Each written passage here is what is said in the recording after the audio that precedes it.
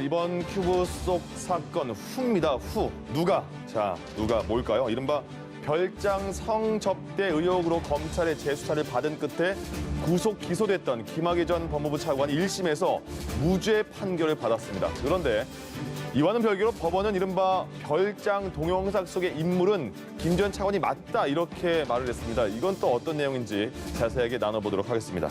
자, 김학의 전 법무부 차관 무죄 판결을 받았고 법조계에서도 말이 좀 많은 것 같습니다. 이게 6년 만에 다시 판결이 나온 거잖아요. 1심 판결이지만 그러면 먼저 두 분께 이번 재판 무죄 판결, 1심 판결에 대한 두 분의 생각은 어떠신지 궁금합니다.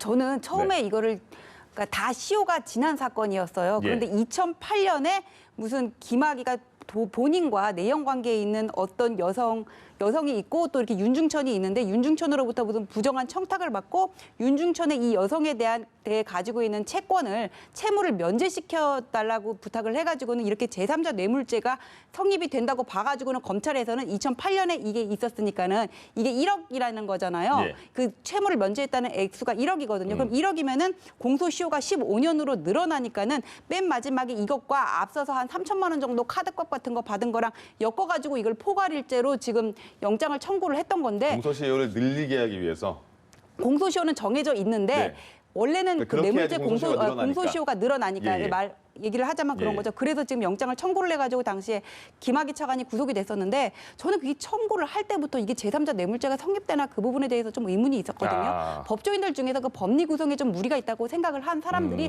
많았던 거는 맞아요. 근데 이번에 재판부에서도 뭐 제3자 뇌물죄는 될 수 있다고 본 것 같은데 이게 과연 채무를 면제를 해줬다는 게 채권 채무 관계가 있었는지 진짜로 면제를 해줬는지 이런 부분과 관련해가지고는 당사자들의 말이 엇갈리니까 결국 무죄가 나왔고 포괄일죄 로 엮었던 부분에서 공소시효가 안 지난 부분이 무죄가 되는 거니까는 다른 것도 이게 같이 이렇게 깨진 거거든요. 다른 것도 이제 공소시효가 지났으니까 판단할 수 없다고 이렇게 나왔는데 이 사건이 터졌을 때 애초에 뭐 제대로 된 죄명으로 수사를 해서 기소를 했어야지 한참 지난 마당에 어떻게 이 사람을 구속시켜 보겠다고 뭐 뇌물죄로 엮어가지고는 좀 무리한 기소를 처음부터 했던 게 아닌가 그런 생각이 듭니다. 네, 무리한 기소였다.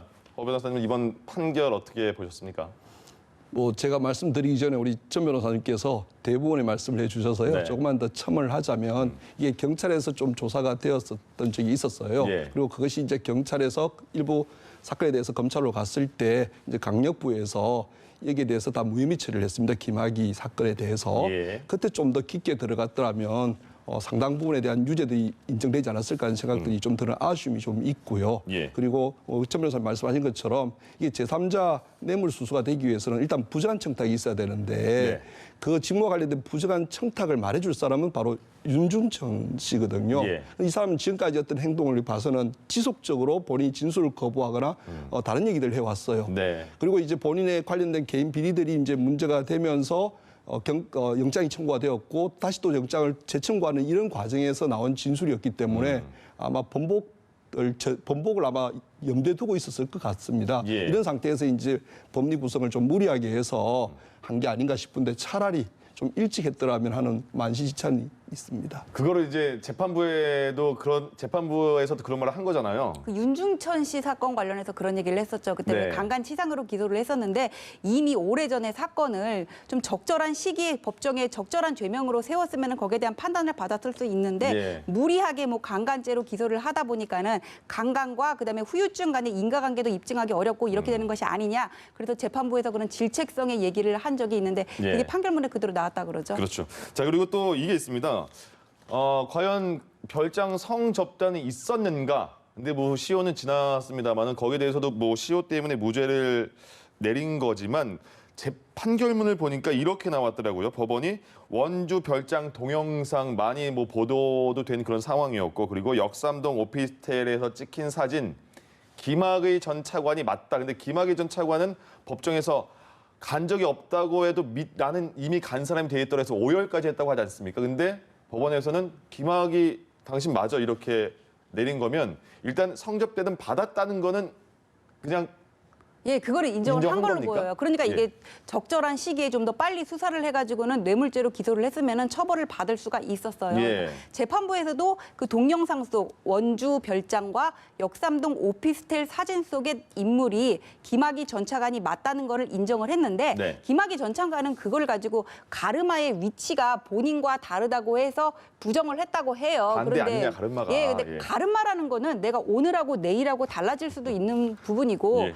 또 저장하는 과정에서 회전 기능 같은 거를 상하, 뭐 좌우 좌우 대칭 반전. 회전 기능 예. 사용하면은 또 이렇게 달라질 수도 있는 부분이거든요. 네. 그리고 또 김학의 차관이 역삼동 오피스텔에 갔다는 거에 대해서는 운전 기사라든지 윤중천도 다 그렇게 인정을 하고 있고 그리고 뭐 CD의 뭐 보관자, 장송, 등장 인물과 관련해서도 2013년과 4년에 있었던 진술자들이 똑같이 얘기를 하고 있어서 예. 재판부에서는 이런 여러 가지 정황들로 볼 때 김학의 전 차관이 맞다. 하지만은 당신을 처벌할 수는 없다. 이렇게 본 겁니다. 그러니까 이것 때문에 굉장히 많은 사람들이 약간 화도 날 것 같아요. 왜 김학이 맞다면 정말 범죄를 저지른 거 아니냐. 근데 그동안 검찰은 왜 그렇게 수사를 그렇게 잘 하지 못해서 이제 지금 김학의가 맞다고 해서 범죄는 밝혀졌지만 처벌을 못하지 않느냐. 이런 비난은 또 피할 수 없을 것 같습니다. 지금까지 어떤 검찰의 어떤 상황들 보면요. 네. 특히 이제 검찰에 검사들이 관계되는 비리들이라든지 예. 범죄가 드러나면은 우선 기본적으로 조직을 보호해야 된다는 생각부터 하는 것 같습니다. 네. 이 사건은 김학의 전 차관 본인만 부인할 뿐이지 다른 모든 사람들은 그 사람들이 그 동영상 속의 인물이 예. 김학의 차관이라는 것을 다 알 수가 있고요. 네. 올해 3월 달에 이제 국회에서 이 CD가 문제가 된 적이 있었는데요. 그때 이제 경찰청장께서도 이렇게 말씀을 하셨어요. 육안으로 확인이 가능해서 예. 이게 감정이나 검증조차 필요 없는 상태였다라고 얘기를 했었습니다. 예. 그런데 그럼에도 불구하고 검찰은 통일성 등을 운운하면서 지금까지 이 부분을 아마 이제 조직 보호 차원에서 한 게 아닌가 하는 생각을 지울 수가 없습니다. 그러니까 그러니까 이문정 검사도 이렇게 말을 했더라고요. 김학의 전 차관이 검사가 아니었고 경찰이었다면 검찰이 무조건 1차는 구속 기소했을 것이다.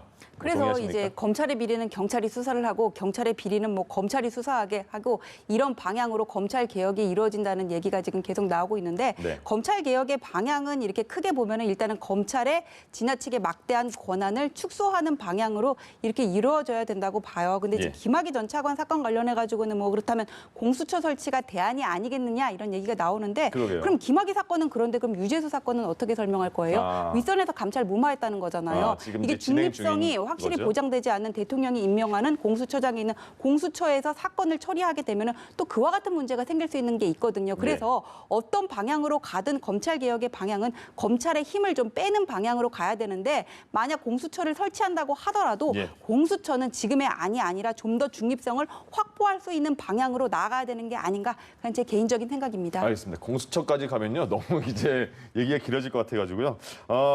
일단 그 당초 이번에 김 전 차관에게 검찰이 12년을 구형했다고 합니다. 근데 1심에서 바로 무죄가 선고된 거잖아요. 그러면 검찰 입장에서는 다시 뭐 2심으로 가지 않을까 싶은데요. 예, 이제 본인들이 유죄라고 생각하고 기소를 한 것이고요. 예.